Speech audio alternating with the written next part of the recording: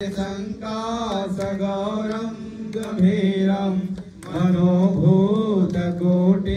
प्रभासे शरीरं स्फुरन्मौलिकल्लोलिनी चारुगङ्गा रसदहालबालेन्दुकण्ठे भुजङ्गा चलत्कुण्डलं भूसुनेत्रं विशालं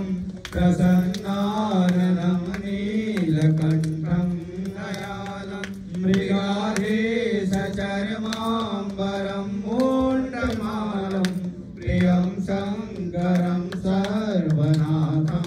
भजामि प्रचण्डं प्रकृष्टं प्रगर्भं परेशम् अखण्डं अजं भानुकोटिप्रकाशं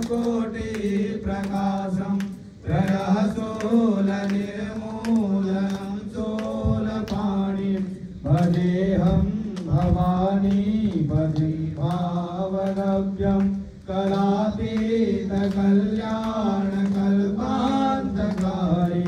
सदा सच्चिदानन्ददाता पुरारी चिदानन्दसन्दोहमोहापहारे प्रसीद प्रसीद प्रभो मन्मथारे न यावदुमानाथ पादारविन्दं भजन्ते हलोके परिवानराणं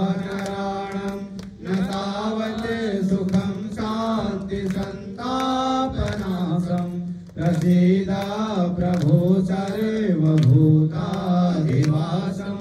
न जानामि योगं जपनैव पूजा न तोऽहं सदा सर्व